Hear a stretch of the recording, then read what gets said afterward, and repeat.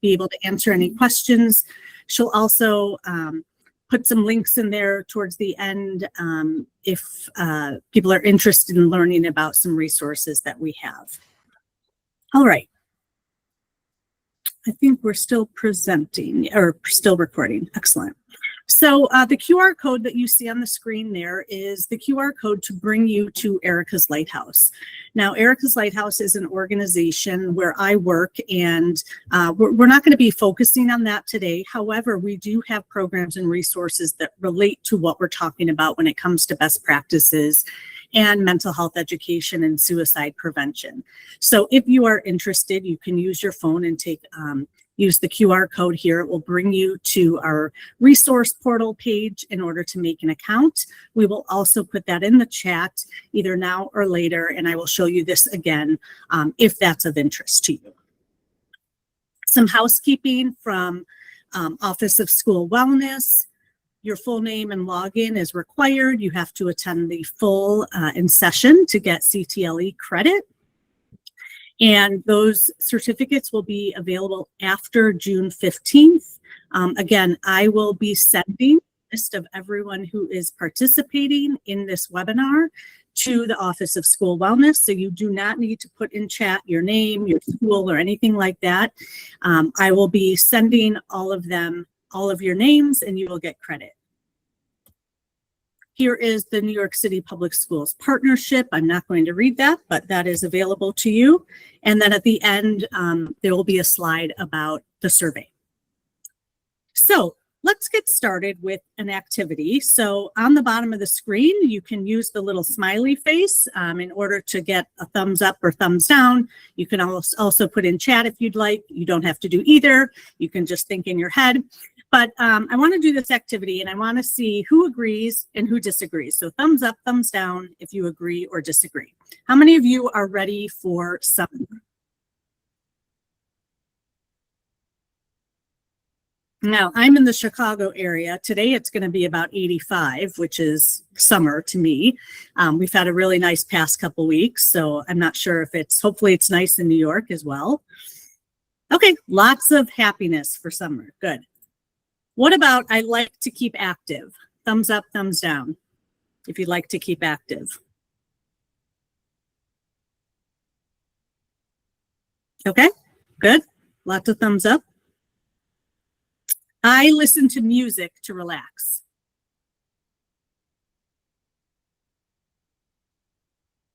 Some thumbs up, some hearts. I like the ones that burst. That's cute. I love the students in New York City schools.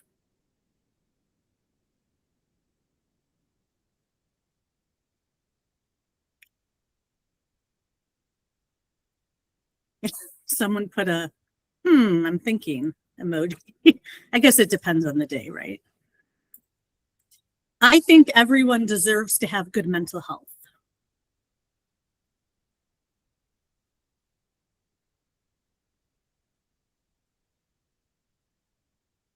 Some clapping, some hearts, 100.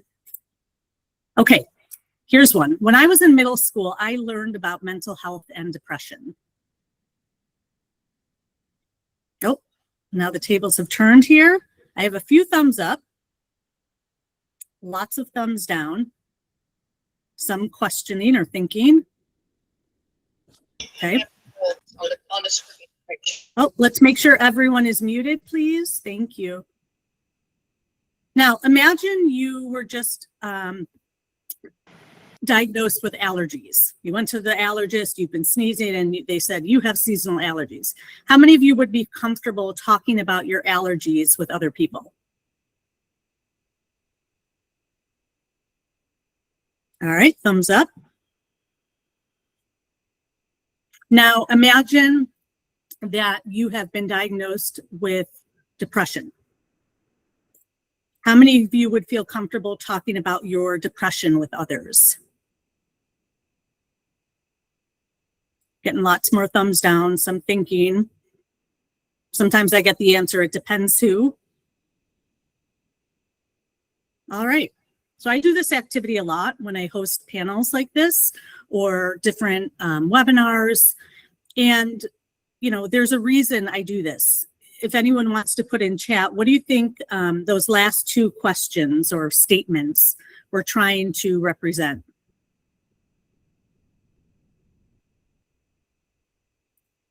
Did anyone think?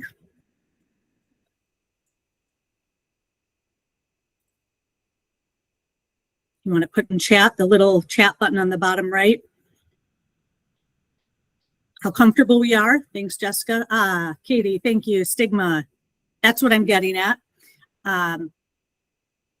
Accepting how much help we're willing to get. Mental health can be embarrassing to many. It can be viewed as weakness. Thanks, Eli. Yeah, I agree.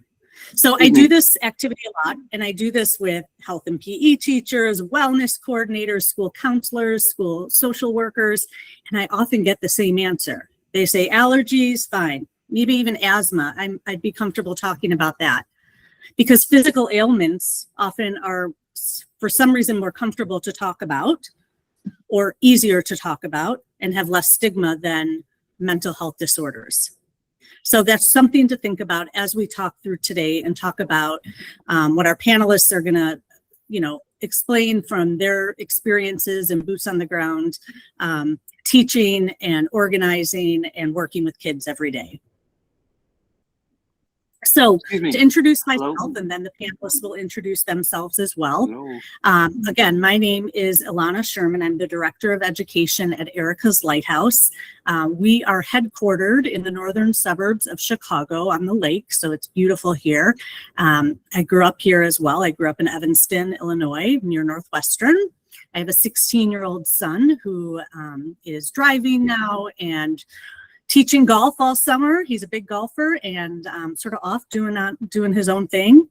I was introduced to the world of health education after college. Actually, I went to school in rural Ohio, and I stayed on after college and did AmeriCorps, the sort of domestic Peace Corps, and worked at a city county health department. And did a lot of lice education, dental health hygiene education, as well as smoking cessation and smoking prevention education. I dressed up as Princess Nicotina to go into the schools and talk about the dangers of smoking and nicotine. And we made a big cigarette out of a mailing tube and then put all the chemicals inside, like nail polish remover and batteries, and we would take them out to show the kids. It was actually quite fun. So that's what got me interested in the world of health education and after that, I got my master's in public health. Something fun that I'm looking forward to this summer is I will be headed with a couple members of my team to New Orleans. I've never been there, so for the first time, and we are going to the American School Counselor Association conference, and hopefully we will not melt in July in New Orleans, but I'm excited about that. What I do for my mental health, I love spending time with friends. I take a lot of walks with friends, hanging out with my son when he wants to, and working out, my morning coffee, love that as well. So who's here today? If you want to put in chat, you're welcome to. How many of you are health teachers or PE teachers, any district level admin, school level admin, school mental health professionals, wellness coordinators, school counselors, school social workers, get some PE teachers. We have some Erika's Lighthouse staff. A lot of PE teachers. Okay, awesome. Hi, I'm sorry. My chat, I can't, for some reason, it's not letting me type into the chat. It says my messages are not delivered. Me too. Me too. Oh, the chat's Same not issue. B3, Okay, I am a social worker. Excellent, thank you. If your chat's not working, I apologize. You don't need to write in there. It's okay. Thank you. So lots of PE teachers, social worker. Excellent. Health teacher. Caring coordinator. Okay, health teacher. Great, thank you. No, my thing doesn't work either. So with your thumbs up or thumbs down, how many of you are feeling overwhelmed by youth mental health?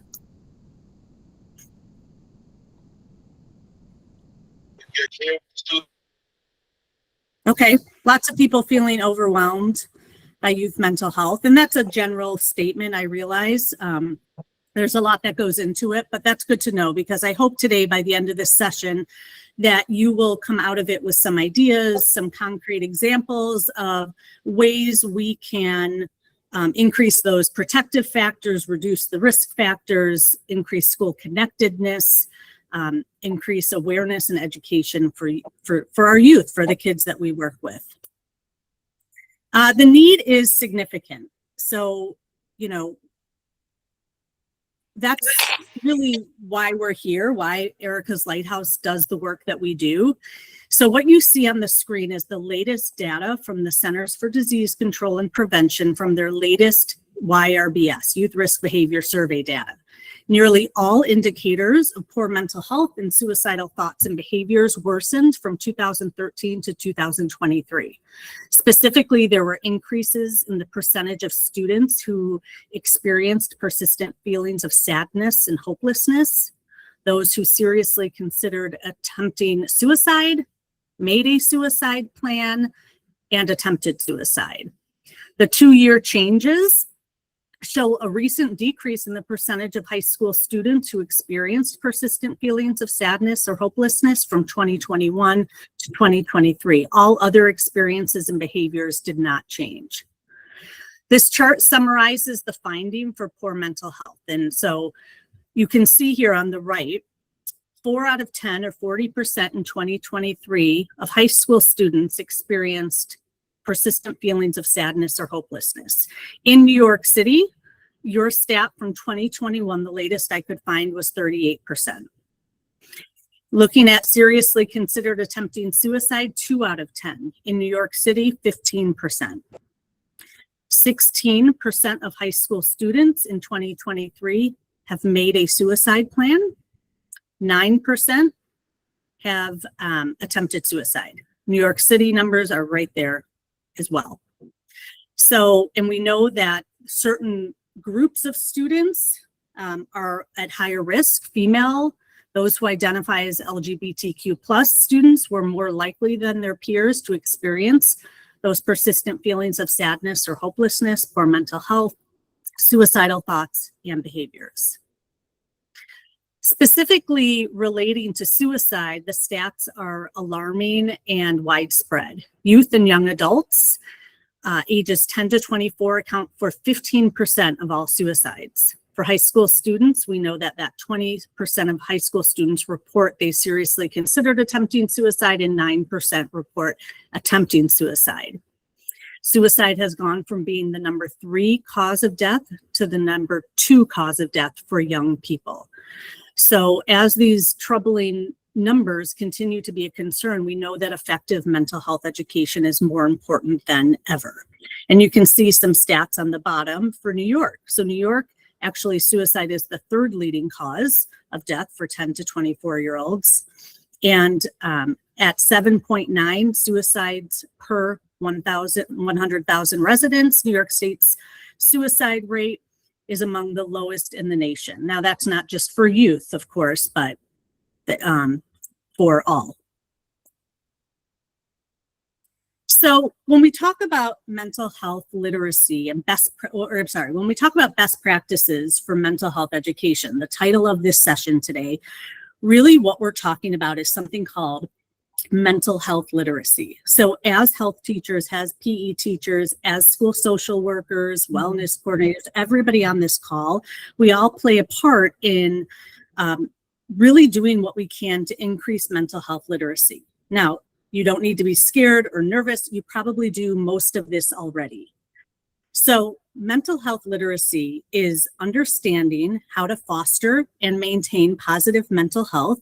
So when you teach and encourage students to get enough sleep, to be physically active, to eat well, to have positive coping mechanisms, you are engaging and teaching them mental health literacy.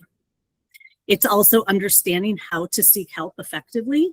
So talking about what is a trusted adult, who is a trusted adult, how to ask for help. Mental health literacy is also understanding common mental health disorders, signs and symptoms, and treatments. So having students learn what is mental health, What's the difference between mental health and physical health? Are they the same? Are they both important? Talking about stress and anxiety, depression. And then lastly, mental health literacy is understanding stigma and strategies for stigma reduction.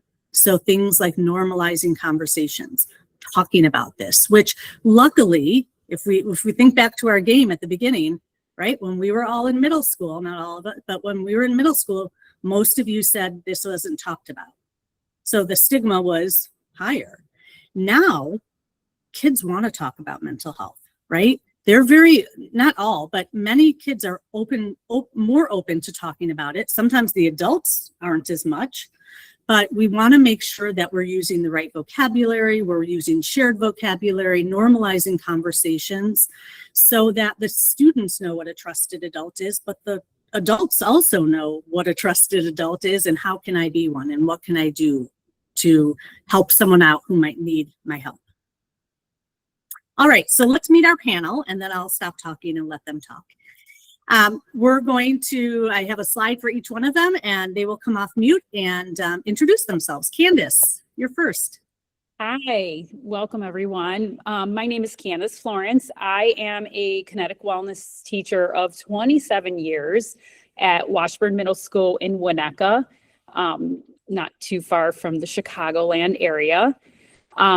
Couple things about me. I coach cross country, track and field at my school. I also lead a fitness weight training class in the winter months when it's kind of gross outs. I'm a team leader. I am a union rep for my building. I kind of do a lot here.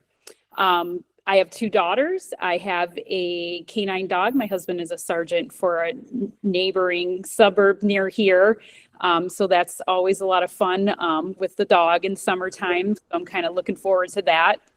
I love to weight train, garden, just spend some free time, outdoors is always great. And a lot of my time also, besides coaching track and field and all of those things, is watching my college age daughter run for the college that she's at. And then my high school daughter is a travel softball player. So pretty busy, lots of fun coming up this summer, but I'm really glad to be here with everyone. Thanks, Candace. We're so glad you're here too. All right, next up is Katie. Hello, I'm Katie. I live in Nebraska and I'm a licensed mental health practitioner here. I serve Fort Calhoun Elementary, K through 6, and then Arlington Public Schools. It's one building, K through 12. I'm a professional community ambassador for Nebraska for Erika's Lighthouse, which is really cool. I have one cat. I really like cats. I just got this cardigan yesterday. It's the Aristocats. And I was so excited to wear it today. But I have a cat. She's right next to me. She might be meowing later just for attention. Her name is Miata, like the car. When I'm not at work, I spend a lot of time reading. I go up to South Dakota where I grew up and go hiking in the Black Hills with my family. And I'm a figure skater, so I spend lots of time ice skating as well. And for my mental health, I, again, like reading, hiking, ice skating, and spending time with my family. Oh, I love it. Was ice skating just a hobby you started young? And that, yeah? Did not start young. So my brother, he played hockey. And so I would always go skating with him and he could do all the cool moves. And once I had moved back to Nebraska, I was like, I need to do something, like get into an activity to just keep me active. And I grew up doing gymnastics, but they don't do adult gymnastics where I live.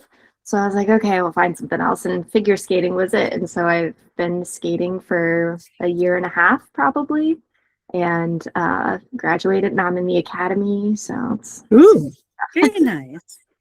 That's awesome. Thanks, Katie. Patty? I don't know if Patty's made it to the call. Okay, we may have to skip Patty. If she joins us, that would be great. She's one of our panelists. I'm not sure what happened. Patty is in Wisconsin. She's been teaching sixth grade health for the past 30 years, national board certified health educator, a master's in education.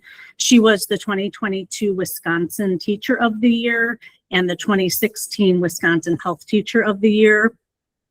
She's pretty active, in SHAPE, if all of you are familiar with that.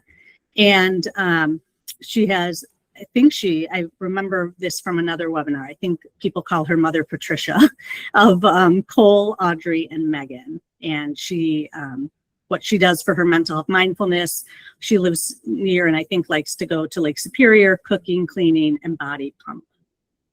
So I will open this, Candace and Katie, if either of you are willing to talk about this. What we're going to do just for the audience is each of the panelists have different questions, and then I will ask them a question. They will go into that. If you have questions as the audience, you can put them in the chat and we can try to incorporate them. And then Candace and Katie will respond if they have other ideas, other things to add as well. So how has mental health literacy instruction impacted your students? Candace or Katie, you want to take this, Candace? Yeah, sure.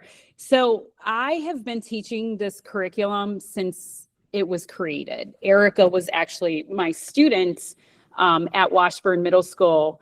And so this whole movement started with her. So I have kind of seen this from the beginning all the way till now.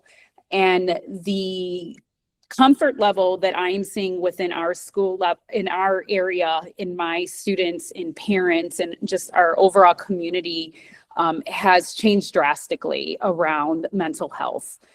It was something that was really never talked about, never touched on, and we've come such a long way. I find that our students are very savvy with the language.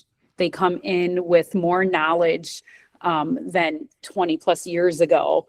And their just level of understanding is a lot higher and greater. And so I feel like our work has really come a long way. Kids are still hesitant to talk about things, hesitant to go to the social worker or being seen going to the social worker. And in our classes, when we teach this curriculum, we really try to bust that stigma around mental health and talking about what mental health is, good mental health. And the kids are getting more and more comfortable. It's been fabulous just to see this from the beginning and now 20 plus years later, how far we've come in this community. So for those of you, I know Candace mentioned that she works at the middle school where Erika went. So for those of you who don't know how Erika's Lighthouse started, we are a nonprofit organization that started about 22 years ago. And Erika was an 8th grader, 14 years old, who died by suicide. And so she went to Washburn Middle School, where Candace currently still works. And so that is the connection.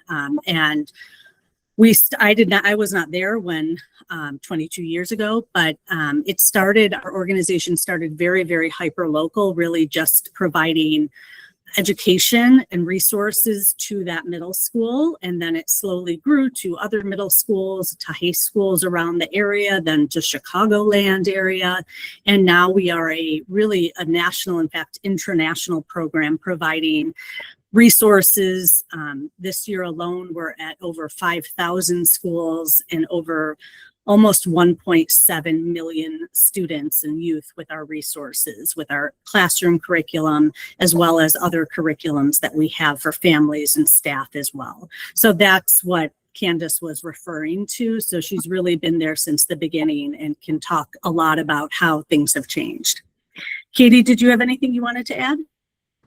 Yeah, I think just allowing the kids to have that language to talk about their mental health has been really helpful. And the 2 schools I'm at, they've had therapists before me, and it's been so cool to see. I'm there more often than the previous therapists were, which is great because then that means that they have somebody there more days than not in case something were to happen. So when I'm out in the hallways or sometimes I go into classrooms and just chit chat with the teachers, and some kids will be like, hey, that's my therapist. And like, they're not afraid to say that. And I think that's really cool. And of course I tell them like, I'm never gonna, like confidentiality. I'm never gonna say like, hey, yeah, I'm your therapist in front of all your friends. But like, if you want the people to know, that's on you. And yeah, I get stopped in the hallway all the time. And it's just really cool to see that, where like when I went to school, we didn't have a therapist on staff. So I just think it's a really cool resource. I agree. They are definitely lucky to have you. And even if you're split between the two schools, I know that happens. Okay, so you talked a little about this, Candace, in the last question, but how is has the response from students changed over the years that you've been teaching mental health and depression education? What are things they want to talk about now? What do they still need to learn, etc.? Yeah, so our students, again, with the vocabulary is huge, that common knowledge of the vocabulary, and that we're all teaching this. We have 3 kinetic wellness teachers in our building that teach this curriculum, and we try to keep it all aligned. And we also team teach our mental health curriculum with a social worker, which we're very fortunate to do. And so, like Hattie has mentioned, having our social workers, our therapists around and available, it's really kind of made the kids more comfortable on knowing where to go, where to get help, who to talk to, and just being willing to do that, knowing those familiar faces. So that's like really important in our school district. The signs and symptoms are a huge, a lot of our time is spent on signs and symptoms, what to look for. If you might think you're suffering from depression or a friend or a relative. And so the kids do like have a lot of questions around that and what that might look like, because a lot of the signs and symptoms that are there are symptoms we might have normally, right? And so just kind of really getting them to understand what that looks like and when they might need to talk to someone about that, are a lot of questions that the kids might have. Again, I have found that kids are very much more willing and open to talk to an adult once they have that knowledge and that vocabulary around the topic, and they have some familiar faces that they can go do this, go to talk to someone with. So I have found that really has changed over the years. Kids are always going to feel uncomfortable about unknowns. And so making sure that we make this a regular part of our curriculum, our health curriculum, is really important to help bust that stigma and make kids feel more comfortable and willing to report or just ask questions if they have some unknowns.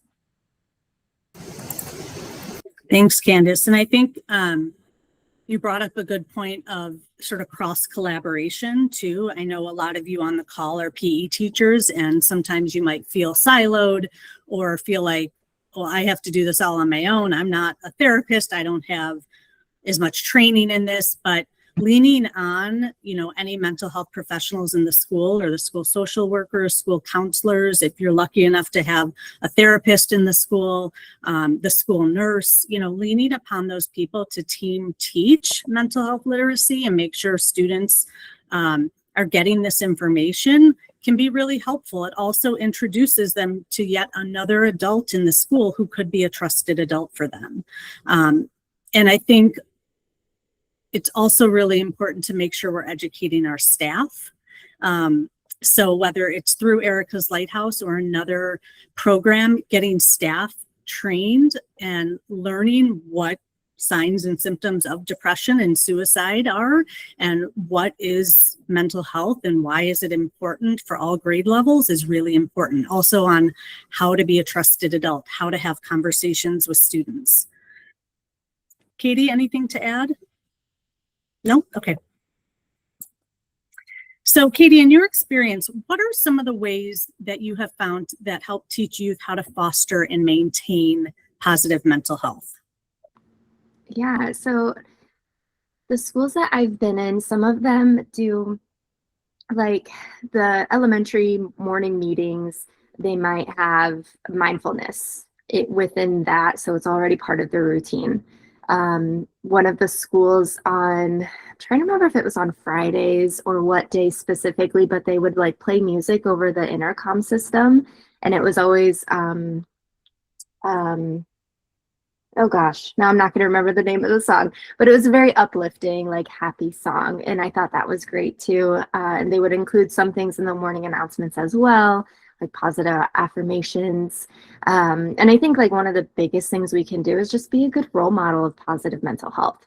So like we're talking about the importance of sleep, we're eating well, we're staying hydrated, we're up and moving, we're talking openly with our students. I mean, like within reason, right? And then we're encouraging that open communication with them as well, like checking in on them, noticing like, hey, you are a lot more quiet today. Like, did you get enough sleep last night? What's going on? And then just like being able to connect with your students too. Some students may not want to talk to you, and that's okay, but still just checking in on them and trying to build that relationship with them too. I think those are all really important and easy ways that we can show that how to maintain positive mental health. Thank you. So audience, and this is, if you have the ability to write in the chat, feel free. If not, I apologize. What are some barriers you think, if you were wanting to implement school-wide mental health education in your high school, in your elementary school that you work, and you would be the one teaching it or partly teaching it, what do you think some barriers are to implementing school-wide mental health education? Let's see what comes up. Feel free to write in the chat if you have the ability. Otherwise, I will, yes, Cheryl. A lot of them is time. There's so much to do. Time is the biggest refrain of not allowing to do things that really need it nowadays, especially after pandemics. Yeah, time, absolutely. Lack of support, I'm seeing varying issues between grade levels, between each grade level, mediation, I think. And those are typically what when I ask this question, what I see. Time, the support from admin sometimes is, you know, if you don't feel like you have administration in the building that want you to do this, other commitments, other requirements, other mandates, maybe just the comfort level or the knowledge yourself to get this across. Lori, you want to unmute yourself? Hi, yeah, so I don't really have any barriers structurally because it's kind of part of the New York City Health Ed curriculum, like other than someone said it's, you know, the time is challenging. But one of the struggles that I have is a lot of my students come from the Caribbean, and talking about mental health and acknowledging and getting help for it, there's a lot of stigma around that in their communities. Yeah. Yep, we see that too. I hear that a lot. Just different cultures, different families, having that stigma that might exist more than in other communities or cultures. Maria wrote, parents have to buy into it. Some of her parents think mental health makes the students weaker mentally. It is a mandate though in New York City, or not in New York State. So, you know, this is something that has to be taught, but I know that it can be difficult as well. So when we talk about stigma, a report was done by the Jed Foundation that said that the vast majority of young people know that they deserve good mental health, but also express doubts about asking for help. 42% say they didn't have the words to ask for help. 42% say it's too overwhelming to reach out for support. Both Katie and Candace were mentioning that some kids just don't feel comfortable. It's a new thing. Maybe they've never had to do that. 33% say it's hard to find safe moments to talk. So Candace or Katie, do you want to, if you can answer, how can we increase students' confidence and ability in their help-seeking skills? I think something I focus on in like therapy is just teaching them how to ask for help for little things. So I might like knock something off the desk and then be like, hey, can you help pick that up for me? Or can you help me pick that up? However, and they are like, oh yeah, and I'm like, yeah, would you be able to ask for help if you drop something in the hallway? And just connecting it to like other ways to ask for help and then practicing that with them too. I know it might be a little bit different. So I have a QR code on my door that's like, if I'm not available, they can scan the QR code and it sends me a message and they can put on there like, hey, I need to talk to you. They don't have to tell me what it's about, but it comes like with their name. And so then I can go find them. So like having those ways too, so they don't have to verbally ask for help, I think is really helpful. Whether it's like leaving a note or doing something with the QR code. I found that to be really helpful too. Yeah, I love that. I love that. There's a lot of different ways that students may feel comfortable. Maybe it's just eye contact in the hallway and you sort of say later, come on by. QR code's great. Having maybe a Dropbox by your office, something like that can be really helpful. Candace, you have anything? Yeah, I mean, we offer, Katie nailed it, but other things, just the technology that's available to students nowadays. I have found more and more kids will reach out with just an email message and ask for some support. I've had that happen a lot in the last few years. Just acknowledging kids when they do ask for help. Hey, I'm really glad you came to me about this, or whatever it is, just to kind of be genuine about it and reinforce that they're doing the right thing, and hopefully others will hear that, or that student will continue to feel comfortable in doing that with other adults as well. But just building that positive relationship with kids, that really just helps tremendously in kids being able to help seek and feel comfortable doing so. But it takes time. It does. And I think, building that relationship also helps with the trust, and that they trust that you're a safe person that's not going to be judgmental or make a silly comment, and that they can go to you for anything. But Katie, I loved you mentioning just like teaching them that, like, if you have a question about a math problem, it's okay to ask for help. Or if you needed a Band-Aid because you scraped yourself, like asking for help. And if you're having a bad day because you feel like you're going to cry at any moment, that's okay too. The Band-Aid and the crying, we can sort of keep those on equal levels, if you will. And as we get older with the kids, of course, we're getting into more ways to seek help, whether it's within the school, outside of the school, within crisis lifelines, etc. So speaking of school connectedness, making sure we feel safe in school and feel cared for, school connectedness is really a protective factor when it comes to youth mental health. When youth feel connected to their school, they're less likely to experience poor mental health. So I'm going to say that again, because we all have a role to play. When youth feel connected to their school and to the folks that work at their school, who they're with every day, they feel they are less likely to experience poor mental health. 55% of high school students back in 2023, from this YRBS information, 55% felt close to people at school. That is down from 61% in 2021. And that means 45% of students did not feel or do not feel close to people at school. That's a big number that we're missing. So what do we do about it? I'm going to let you take the floor, Katie. Yes. So I think this is important because sometimes the kids at school, this is their only time that they get any sort of connection. So we need to make sure that we're having it be a safe space for them and they feel welcome, because they are spending so much of their time in school. So at one of the districts, I do one of the empowerment clubs with Erika's Lighthouse, and we have the students kind of lead all of that.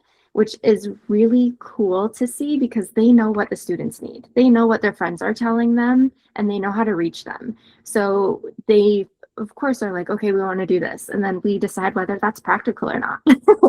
And then we kind of just let them reach the students how they can. And yeah, I feel like I had more to say, but I lost it. That's okay. Katie does one of the Erika's Lighthouse empowerment clubs, which we offer, and we help support you, and we actually give you money to start a club. But clubs in general, whether it's Erika's Lighthouse or another club that you have, is a great way for students to feel really connected to their school and to staff members who might be the advisors, etc. Candace, do you have anything you want to add about what you might do to increase this? Yeah, I mean, in our school, I only have my students for 2 years. So, we don't have them. It seems like a long time in middle school, especially at this age, but it really isn't. We do a lot of looping in our building. So I have an advisory that is with me for 2 years that I'm kind of responsible for. And I find for our school district that really works because it really gives you an opportunity to work with those specific students in your advisory. And then I also see them in classes. It's another way of making connections, and then, with after school clubs and sports and things like that, that helps as well to make that connection. But yeah, 2 years, it goes by pretty quick. And it could be hard. And there are some kids, that might not have that comfortness. But I think, having these smaller groups helps build that.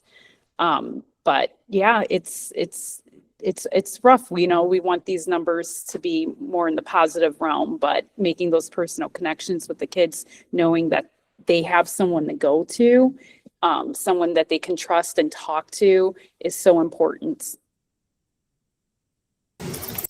And I think also, to add to this, you getting to know your students, if you know that they have a basketball game after school the next day, saying, hey, how was that game? And they may be taken aback, like, oh, she remembers or he remembers how my game, that I had a game. I've had teachers that I work with that have presented with me that say they actually sometimes try to attend different games of their students, stand in the hall during passing period, showing that they're, available and around and saying hi to students, instead of staying in the classroom during passing periods, etc. So sometimes it's those really little things that can make a really big difference. So I was wondering if you two could share maybe a favorite resource, a favorite activity, or a favorite tool that you use currently or you've used in the past that's been effective when it comes to mental health education or suicide prevention that you've had experience with. Candace, you want to go first? Sure.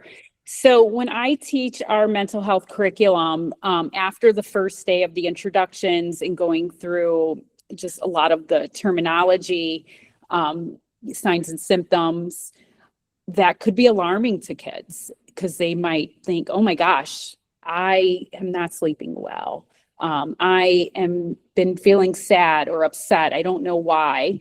And so a lot of times kids might have more questions and our class time is so short. I mean, it is barely 30 minutes once they get in and sit down.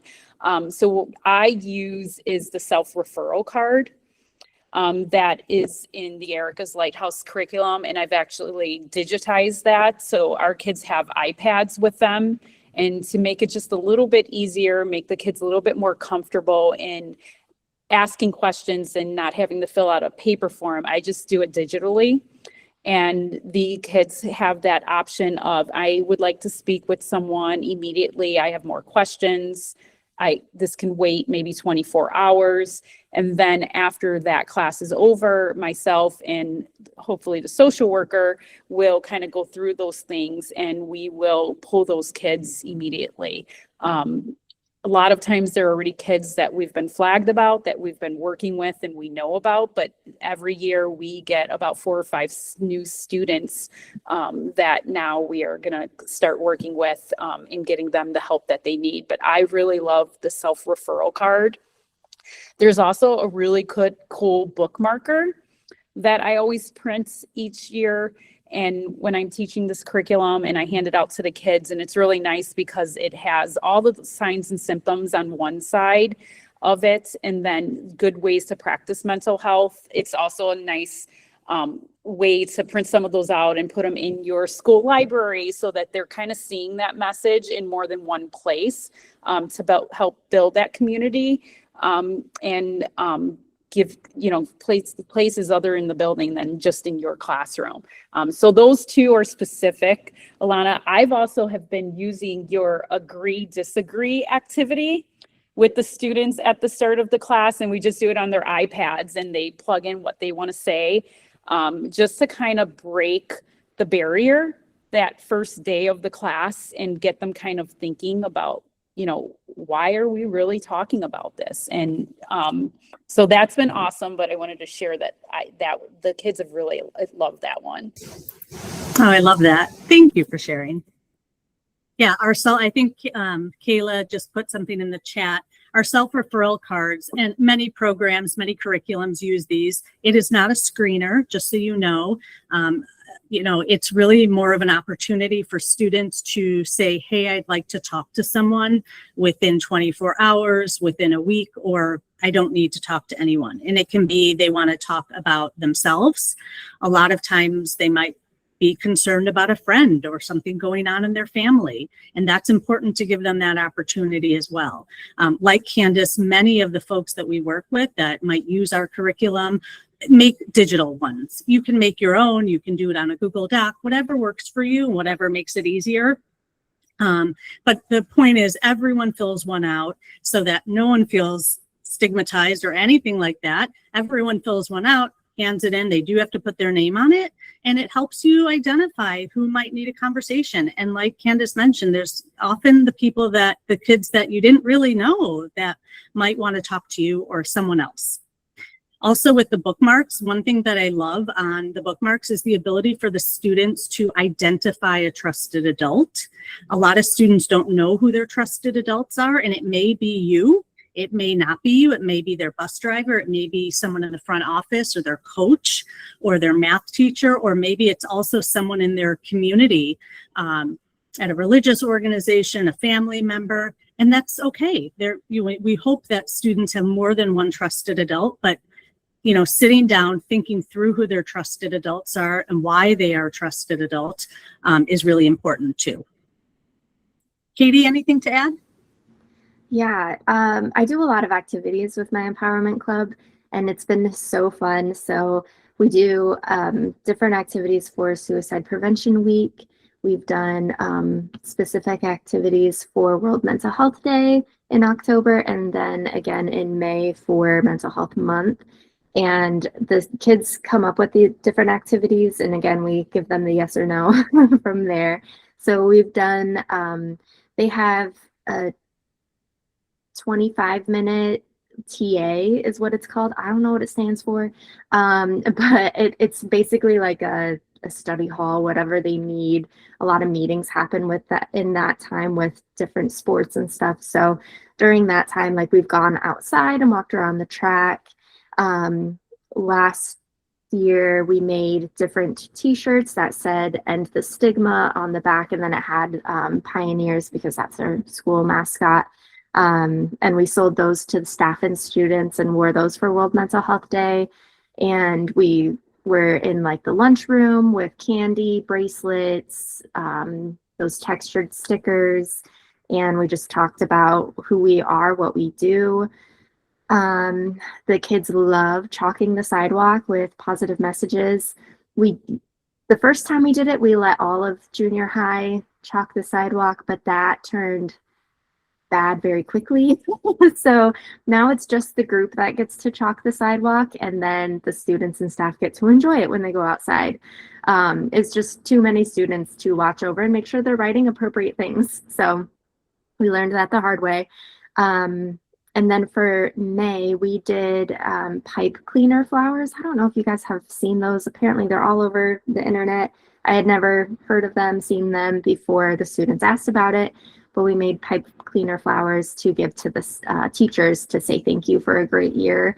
So we like to include the staff in all of that as much as possible too, because then that helps the school culture, the staff being able to see the impact they're making on these kids and all of those great things. So those are just some of my favorite things that we've done at the school. Thanks, Katie. One of the great things about having some sort of club or group that is almost peer-led, you know, is that they get to have the agency to make these choices within reason, to spread good mental health and kindness and awareness and increase education in their school community. So the clubs really help with that. One thing I was going to mention, and also, you know, if anyone here is thinking, oh, maybe I could start a club, feel free to email me after. We'd love to talk with you about that. But if you have students in your school that you think would be like great leaders, or the ones that want to talk about this a lot, they may love to start a club in the school and educate their peers and do fun activities like Katie's mentioning, or, you know, little Post-it notes on a Monday morning on every locker. Another activity that can help with also help seeking and identifying trusted adults and sort of including the staff with the students is identifying who in the staff would be willing to be a trusted adult. And then there's like, you can make a sign for the door. We have Beacon of Hope signs. That's the Lighthouse is the Erika's Lighthouse logo. So we actually have signs that you can print and put on the door or the window of your classroom and say, I am a trusted adult. I am a beacon of hope. And it identifies that they can be someone that a student can talk to. It might be your school logo or your club logo, whatever it is. That's a really nice way to include the staff as well for an activity from your students. So just thought of that. All right, so I know sometimes it's really nice to hear like real life stories of the influence of mental health education. We would, you know, if either of you have stories, we would love to hear them. Katie, do you want to start? Yes. So last year we had a student die by suicide at one of my schools, and the family did not want the school to talk about it at all. So it put the school in a really tough situation on we need to be transparent with our students and have the help needed if necessary. And so, but we also need to honor the family and their wishes. So we had a meeting about, you know, what are we going to say? How are we going to do this? And basically it was, we have grief counseling available if you need it. And then the students, a lot of them felt like the school just brushed it under the rug, but the school couldn't say anything about it because the family would not allow that. And I think it's really difficult to be in rural schools. Like I'm in 2 small schools in Nebraska, and the communities don't accept mental health help, or like we don't talk about it. You don't tell people your business. But we're working really hard on addressing that stigma and reducing it, and doing a lot more in the community as well to promote the positive mental health and all of those things. So I think that since that student loss last year, the school has like come around a lot on like just the students themselves too, on how can we make this a better place to be, and then how can we help our friends when they notice or when they just make comments, whether they're joking and they're like, oh, I just wish I would die, or if it's a very serious like I want to kill myself. And now the students are like, how can I help my friends? I noticed like my friend is now cutting, and they're coming to me, they're telling teachers things, and they're wanting that help. And I think that sometimes when a tragedy like that happens is when people realize, oh, this is a problem. And I'm just very grateful that the school, the students are doing so much to bring awareness into mental health and trying to address all of that, so then hopefully they don't lose another classmate. Thanks, Katie. Do you do anything with families? I mean, I know you're saying the community isn't that open to mental health. So how has family education been? Yeah, so I don't work for the school districts. I work for Okay. the educational service unit. And we have been I've been bringing this up many times where like we need to do more with the families, we need to do more with the community, but it's so hard because we're school-based mental health clinicians. So this summer, since I do see kids occasionally over the summer, but not as intensely. So we have these summer projects, and I'm actually in charge of planning a parent night on mental health education and activities and reducing that stigma. And I'm so excited to be able to plan this. And the goal is to plan it we serve 3 different counties. So then we'll have one in the northern county, the central county, and then the southern county for our area, I guess. And I'm just really excited to be able to implement that so then we can engage those families, the communities, and then have all the resources available. It'll seem like a really fun night with free food, and then when they get there, boom, mental health. Lure them in with the food, right? Yeah. Just with a quick thumbs up, thumbs down, how many of you in the audience have, or your schools have or family education that you offer when it comes to like mental health, suicide prevention? Not getting some. Okay. It's that is, I'd say, the area where we get the most request, like the most, how do I engage the families? You know, I do these nights and I get the same 3 people, or it's a tough one. So I think that's great that Katie, that you're planning that. Thank you. Candace. Yeah, so just to touch on just the community, we will do sessions kind of like this to introduce the curriculum that we teach and give parents an opportunity to review the curriculum. But I always start off and I send an intro letter that we've kind of written with the Erika's Lighthouse's information to every single student in my classes, and that kind of just letting them know this is coming up and giving them some information on what is going to be talked about in this curriculum so that when the kids come home, they can kind of check in with them as well and kind of use some of that same language that we're using in school. So I think that's a really important first step before implementing any type of mental health curriculum, is just giving parents opportunities to know what's going on in the classroom and maybe follow up with some questions. I think follow-up questions given to parents as well to help guide them in those conversations are also helpful if that can be done as well. But the more we teach the curriculum, mental health in general, feel like the more easier it is for students to feel comfortable.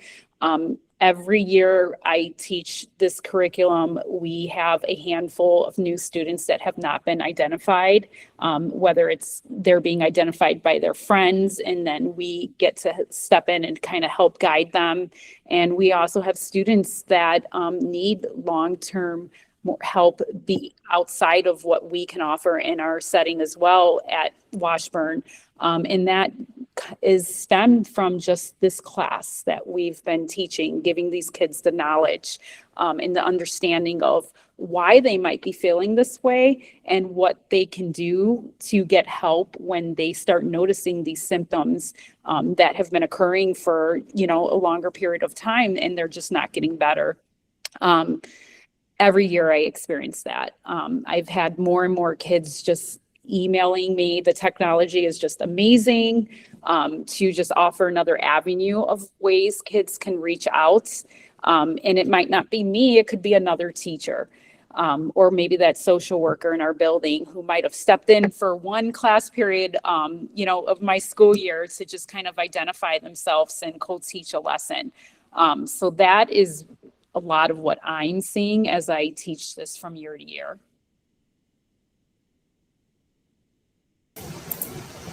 Thank you. So if you haven't already said it, because I know you've given us so much knowledge and so many ideas and things that we can think about, what is one piece of advice that you would want to leave the audience with? Katie, we'll start with you. Yeah, I would say you're already doing a lot of this stuff already. So don't overwhelm yourself with feeling like, oh, I need to do this, I need to do this, I need to do this.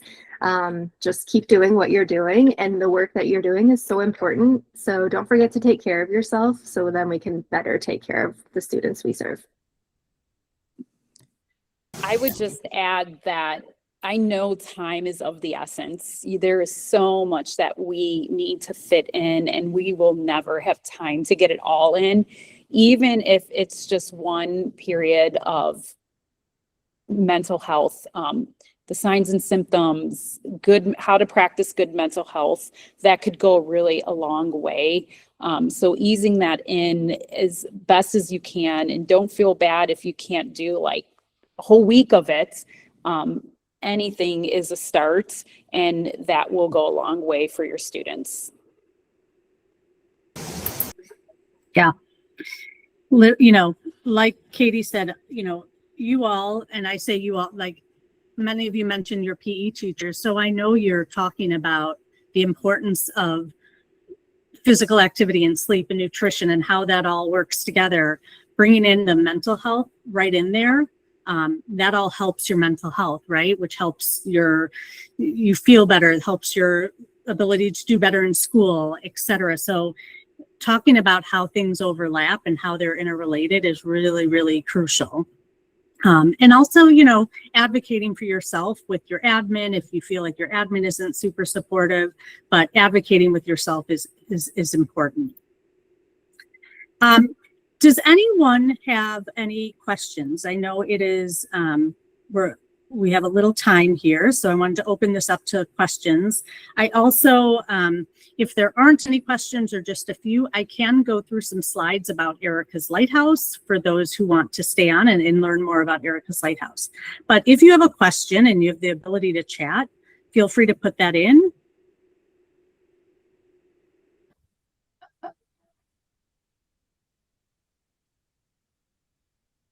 Yes, Cheryl.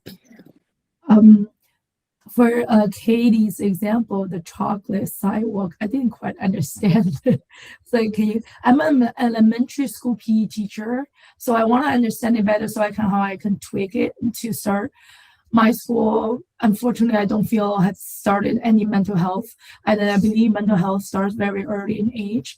And when we planted the seedling in young children, it's going to be a lot easier when they grow up, encounter life and crisis and problems. So can you just a little bit what is the chocolate sidewalk?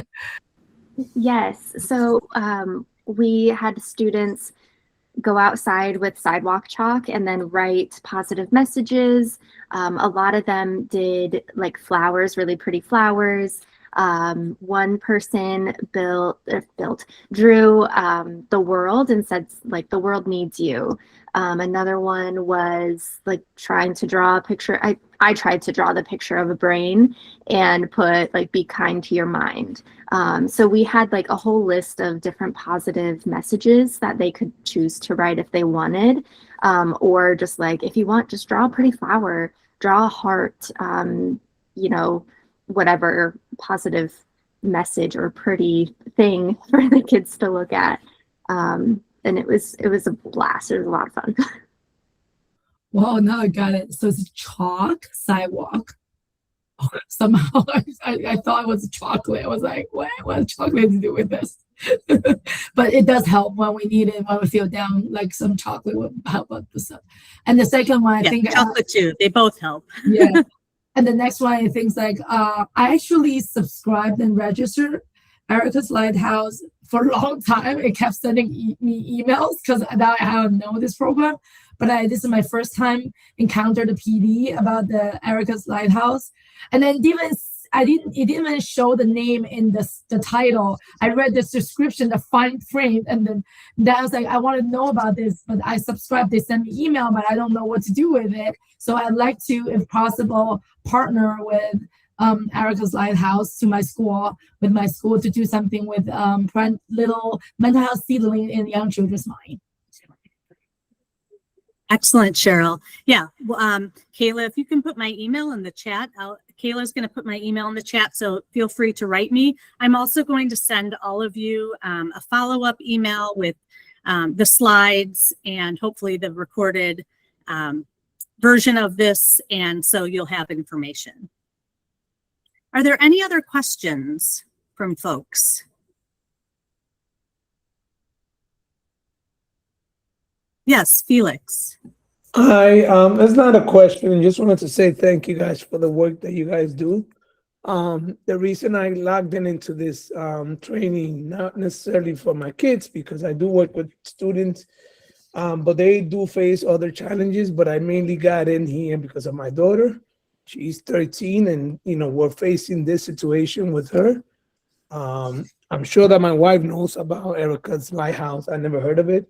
But it's something, that, again, thank you for the work that you guys do, because it's something very challenging. It's very hard for the entire family. So thank you, thank you, thank you.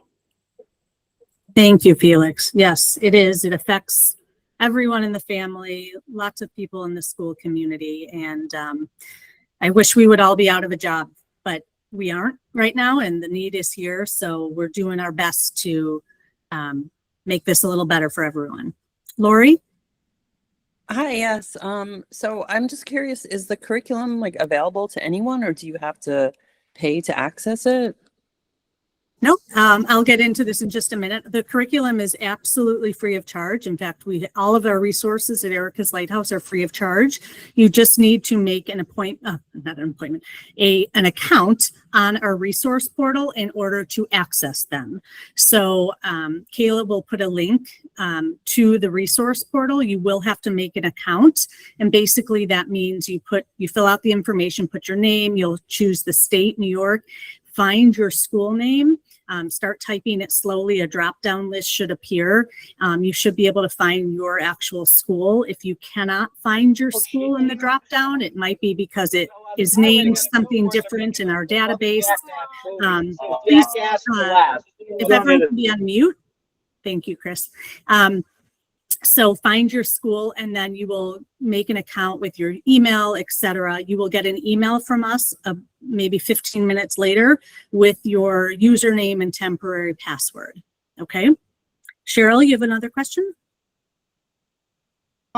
As I mentioned, I teach elementary school phys ed, and then I find it very hard for school-wide to have some mental health curriculum because of time. And also, the classroom, I came from a classroom teacher position, so I know how hard, how much it was. And so I often encounter, I've been doing a lot of research about what is a good curriculum to teach young kids mental health, as things like how to speak up for themselves, or resolving conflicts, and make like quick decisions, or things like that. And I just started I just want to maybe a little share.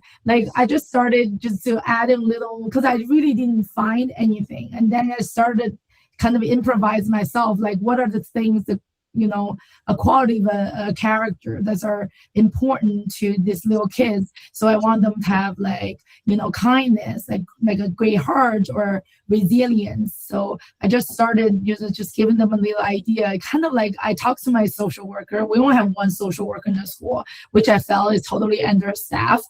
I think mental health department should be like at least 2-3 people. And then teaching them these big ideas. I kind of using this word I have to keep brainwash them or nagging at them about this. Oh, resilience, never give up. Try 100 best, and then using some a kinesthetic physical activity with it. And they just start getting it, but then I don't know where to go next. You know what I mean? So there's so many topics. to teach them. And then a lot of things I kind of happen to hear a lot from in the gymnasium is a lot of negative stuff. Like they come telling me every little thing, and then, and there's always like, you know, pointing fingers at each other and stuff.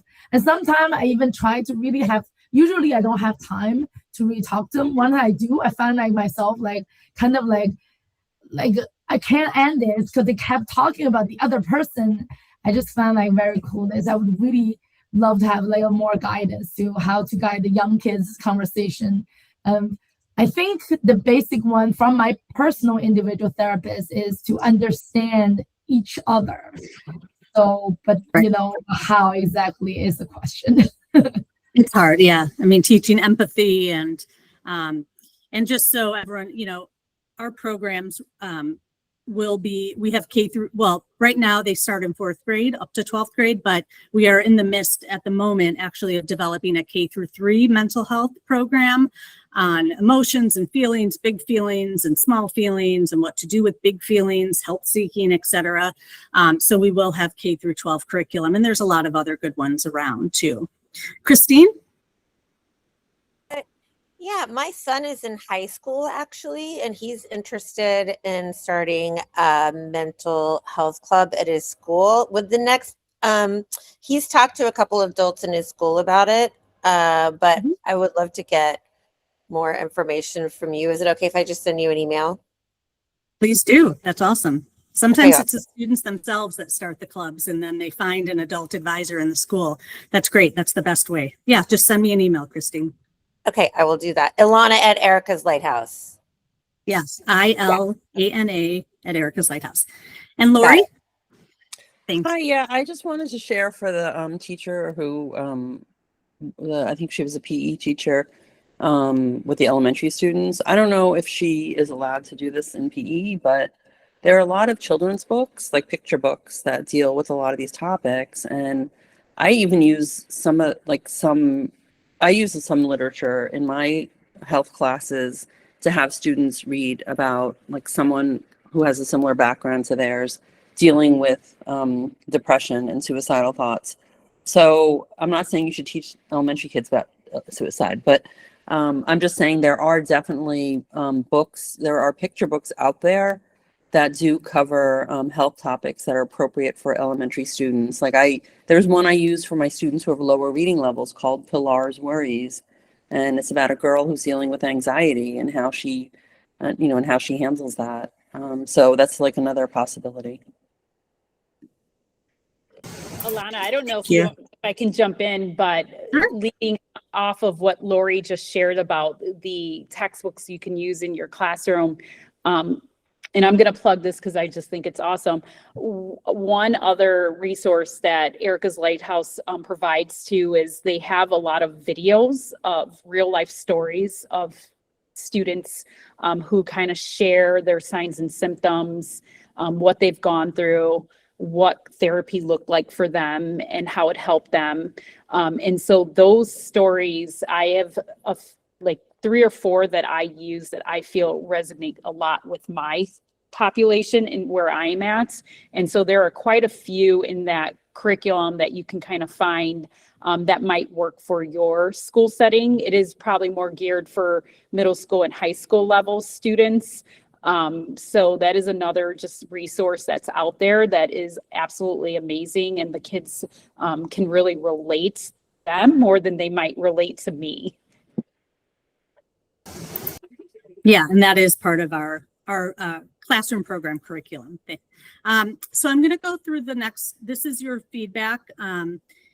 So I think they want you at the end of the day today, which might be now, to provide feedback at the end of the day, and then you will get a follow-up email from the Office of School Wellness for accessing your certificates after Monday, June 15th. Again, I will be sending them the list of who is on this call, so you should get credit, etc. But you will also get that CPLE certificate.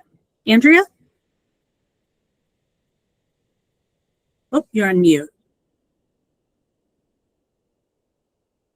You're on mute.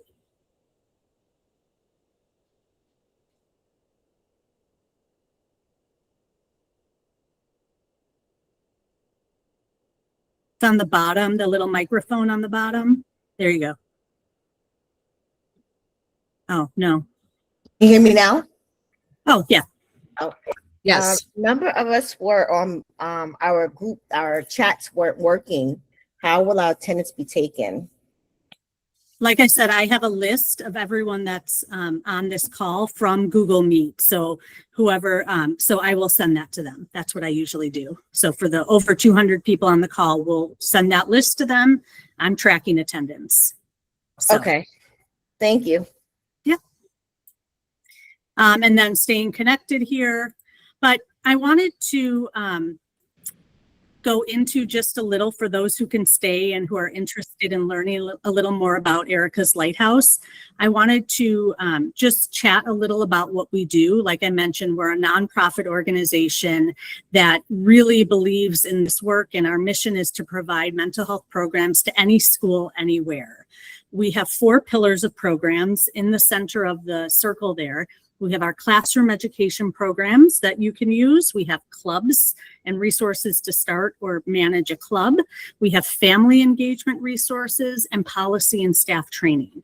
All of the resources are all related to building an inclusive school culture around mental health, reducing stigma, increasing awareness. It's all suicide prevention. Mental health literacy in kindergarten is suicide prevention. You know, teaching students about big feelings and small feelings and help seeking and signs and symptoms as you get older, that's all suicide prevention. We have wraparound supports. We have school-wide campaigns that we do for Suicide Prevention Week in September, for Mental Health Awareness Month in May.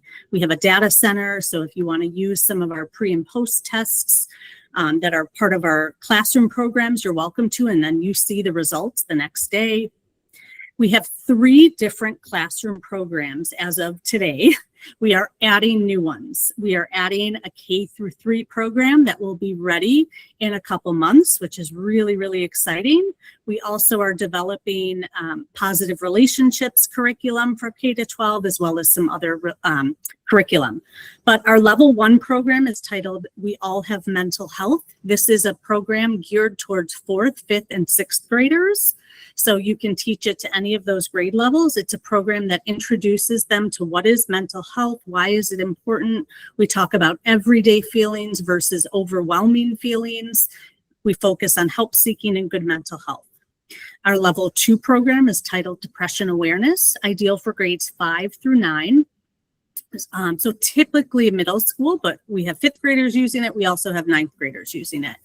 And it is a program that introduces students to what is depression, what are the signs, what are the symptoms, what do I do if I feel this way, strong focus on help seeking and good mental health.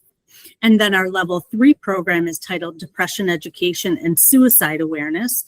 Again, it's still talking about identifying signs and symptoms of depression, but we're also going, we just updated this program to delve a little deeper into self-harm and suicide, what to do if you're having these feelings, what to do if a friend tells you they're having these feelings, who to reach out to, etc. You don't have to teach level 1 or 2 to teach level 3. You can. They work really well in a district-wide or school-wide curriculum, but they can stand alone on their own. They are right now available in English and Spanish. I wish we had more languages. We don't right now. They are skills-based for all of those health and PE teachers who are following national health ed standards. They are turnkey and flexible. You can use them as they're laid out. You can make them work for you and add in your own information. They are all approved on the Suicide Prevention Resource Center on their best practices registry. So when I say you get a program, you get the curriculum and you then teach it in the classroom. Our programs are meant to be classroom level programs. So not like an auditorium assembly style. It's not a program where you get all the 6th graders into the auditorium or the gym and just sort of check a box and teach them. This is really meant to be smaller classroom size programs because we want the students to feel safe. We want them to feel comfortable. We want you to be able to maybe bring that social worker or school counselor in if possible, team teach if possible. What you will get when you make an account on the resource portal, you will get access to everything we have, all of the classroom programs, all the staff training, all the family engagement. It's not meant to be overwhelming. It's there so you can sort of pick and choose what might work for you as you get started. We give you in the classroom curriculum videos, facilitator instructions, which are basically the lesson plan, slides that you would show the students, workbooks and materials for the students that you can print out or send electronically to them. We have exit tickets in the younger program. We have self-referral cards, which Candace talked about and I talked about. We recommend using those in the program if the school mental health professionals in the school are aware you're using them. We don't want to use these and then have help not available. We have student bookmarks, as Candace mentioned. We also have pre and post tests that are optional, but you can have the students take, it's about 7 questions before and after the program. You then can see the results of those. On the right side, that's a screenshot from our resource portal, and all those blue links, blue writing are links. So everything is electronic. It's all there for you to go and teach. Candace also mentioned that we have real students in our programs talking about their lived experiences. So in our level 2 and 3, our middle school and high school program, we have these students that we found across the country, and we went and filmed them, and they're sharing their stories of their mental health, their depression, what were their signs and symptoms, who did they go seek out help from, what worked, what didn't. Therapy, what are their coping strategies? And we have a library of these little stories. It's a diverse group of students. It's a diverse group of stories. They talk about immigration. They talk about community violence. They talk about their being first generation and their family not talking about mental health. That was one of the things that was people mentioned in the chat.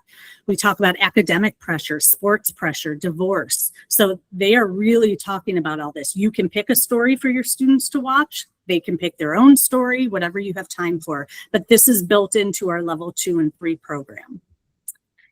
We have those clubs. And like Katie mentioned, empowerment clubs. We have what we call official clubs. We also have affiliate clubs. And these clubs, this is a poster that a club did in English and Spanish. Our clubs are really meant to spread good mental health, educate peers, break down stigma, and they are opportunities for students to have leadership roles. The ones on the left there are students during Suicide Prevention Week, which is in September, probably right when you come back from school, like after Labor Day. And they were at lunch, they all made that frame and took pictures.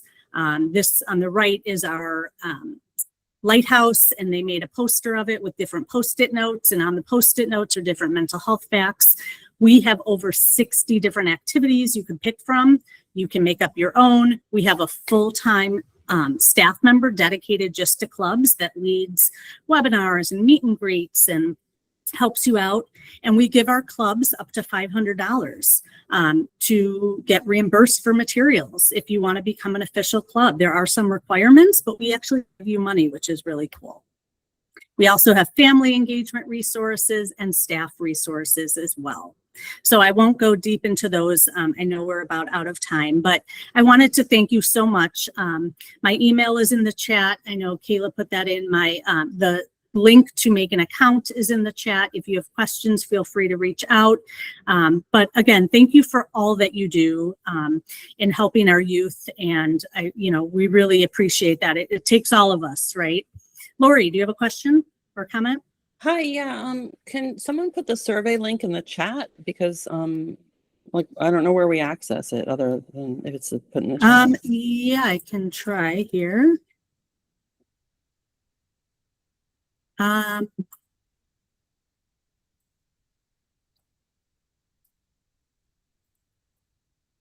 you go. I just put the survey link in the chat for everybody. Any other questions, comments? I don't see it. Does anyone else see it? Yeah, I don't see it either. I don't either. I'm going to send it to Kayla, if you can put that in there.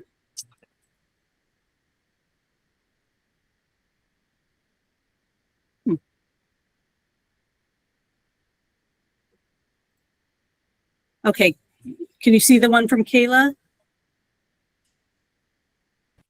Nope. Oh. I no. do have it open from other PDs I took earlier, so maybe my link would work if it actually If let you wanna- me type in something in the chat. Put it in. It Feel doesn't free. let me. Yeah. It doesn't let me. It hasn't let me this entire. Yeah, I had it What's going before and had it mostly filled up. I was waiting till this ended and then I lost it. Mm. Mm. Mm. I would think say go posted by back to the mistake. email and go into the Yeah. staff profile data thing and then maybe find it there. Some cereal. They'll probably send us it in an email again anyhow, Yeah.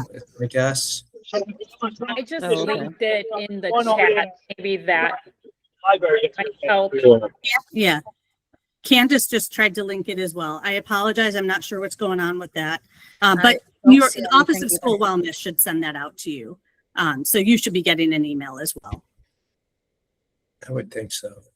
I don't think you have to do it for each one. I think you just have to do it once. And I did it after the first one.